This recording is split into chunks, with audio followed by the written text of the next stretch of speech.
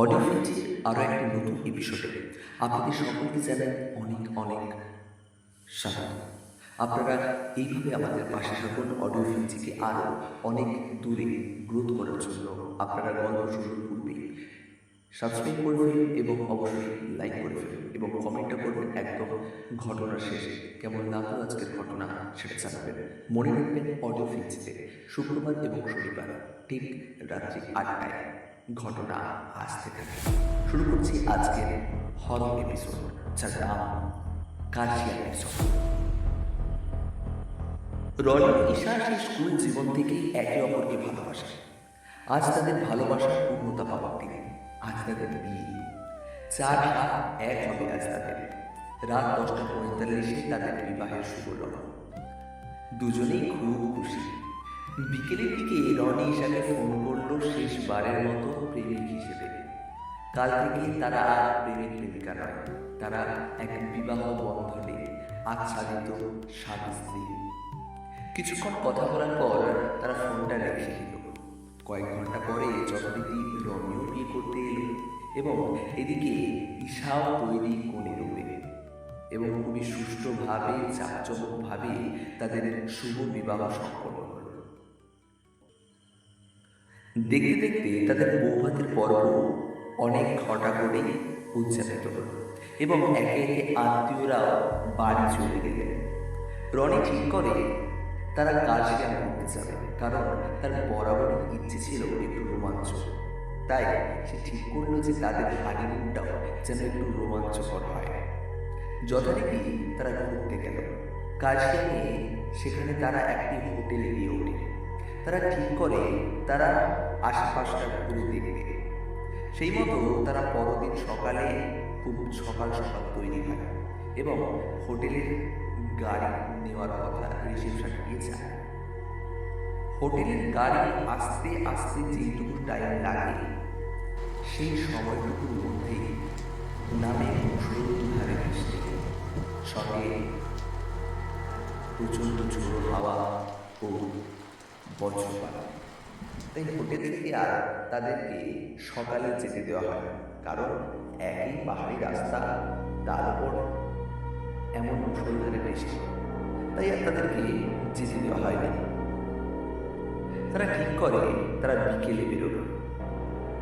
হোটেলের গাড়ি করে প্রায় মিনিট 15 দূরে তারা একটি জঙ্গলে যাবে বলে ঠিক করে। হোটেল থেকে তাদের বেশি ভেতরে ঢুকতে মানা করা হয়, কিন্তু তারা শোনে না। তারা ড্রাইভারকে বলে আরো ভেতরে নিয়ে যাওয়ার জন্য। ড্রাইভার যেহেতু লোকাল লোক, তাই সে জানে এর থেকে বেশি ভেতরে গেলে সমস্যা আছে। ড্রাইভার তাদের বলে যে এর থেকে বেশি ভেতরে যেতে পারো, কিন্তু তাদের জোড়াজুড়ি সে আরো ভেতরে নিয়ে যায়। গাড়িটা যখন জঙ্গলের প্রায় গভীরে প্রবেশ করেছে, ঠিক তখনই ড্রাইভারের মনে হলো গাড়ির সামনে থেকে কেউ যেন একটা চলে গেল। সে সজোরে সজোরে ব্রেকটাকে জড়িয়ে ধরে গাড়িটাকে থামানো। রনি ড্রাইভারকে জিজ্ঞেস করলো, কি হয়েছে দাদা? ড্রাইভার বলে উঠল, কেন, আপনি কিছু দেখেননি নাকি? ঈশা বলল, ওই না তো। ড্রাইভার ওদের বুঝিয়ে বলল যে এর থেকে ভেতরে গেলে বিপদ। ও ইশারা দিয়েছে এর থেকে বেশি ভেতরে যাওয়া যাবে না। ইতিমধ্যে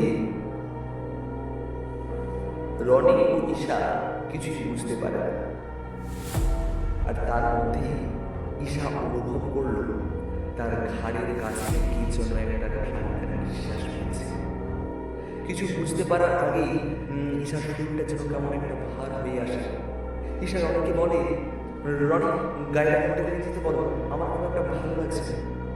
কথা না বাড়িয়ে গাড়িকে হোটেলের দিকে ঘোরানো।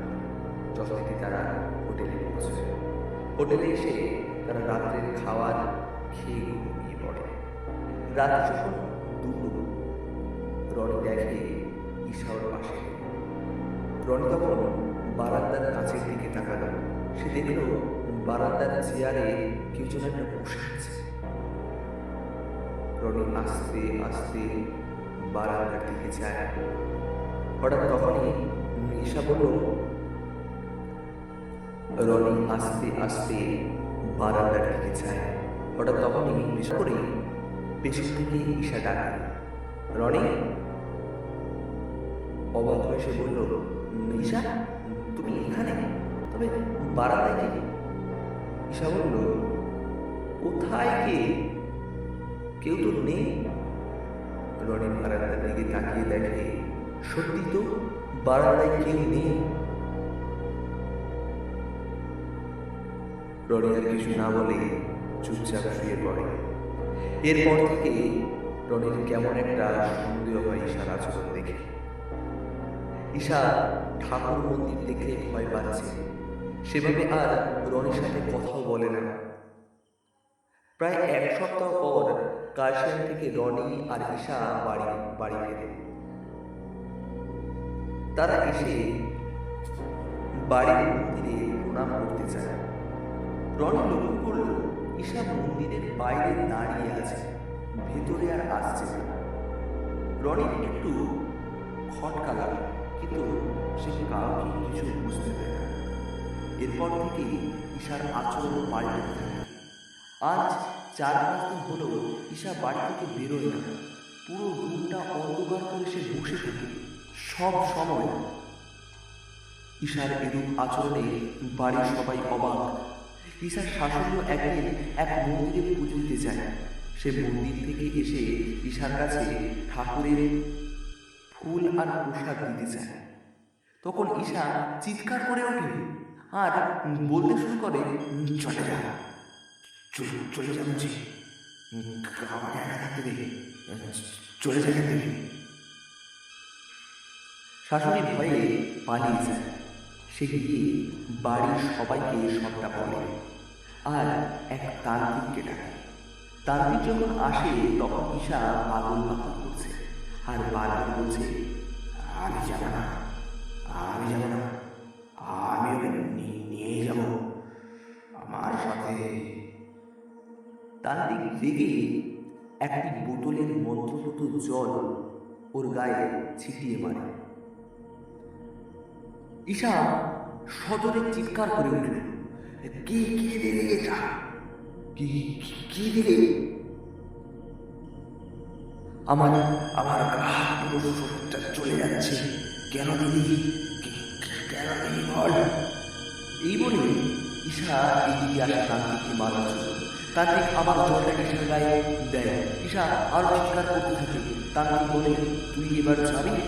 ঈশা বলে, যাচ্ছি, কিন্তু আমি আবার ফিরব। গলার ছোট আস্তে আস্তে তার স্বাভাবিক রূপে ফিরে আসছে। প্রতিশোধ নিতে ঈশার গায়ে একটা ঔষধ বেঁধে দেয়। সেই তান্ত্রিক আর বলে, এবার নিরাপদ, কিন্তু কোনো দিন যদি এই ওষুধ ওর হাত থেকে খুলে পড়ে তাহলে কিন্তু ওকে বাঁচানো মুশকিল হয়ে যাবে, সাবধান রাখবেন। সেই যে এক শিক্ষা। তারপর থেকে ঈশা ও রনি জঙ্গল তো দূর, কোনদিন পাহাড়েও উঠতে চায়। তারা শিক্ষাটা ভালোই পেয়েছিল, কি তাই না? নমস্কার, আমি সকলকে ছিলাম আপনাদের সাথে এতক্ষণ একটা খুব সুন্দর হরর গল্প আপনাদের কাছে পরিবেশন করে শোনালাম। আর জানান কতটা কি করতে পেরেছি অবশ্যই আপনারা কমেন্ট সেকশনে জানাবেন, এবং এই চ্যানেলটাকে আরও অনেকটা গ্রোথ করতে সাহায্য করুন। সাবস্ক্রাইব করে, কমেন্ট করে এবং অবশ্যই লাইক করবেন। আর যদি ঘটনাটা ভালো লেগে থাকে অবশ্যই বন্ধুদের সাথে অথবা বাড়ির অন্যান্য জনদের সাথে এবং অবশ্যই যারা বিশেষ করে হরর প্রেমী তাদেরকে শেয়ার করবেন। ধন্যবাদ। মনে রাখবেন, অডিও ফিল্মসিতে শুক্রবার এবং শনিবার বিভিন্ন ধরনের ঘটনা আসতে থাকে। চোখ রাখবেন ঠিক রাত্রি 8টায়।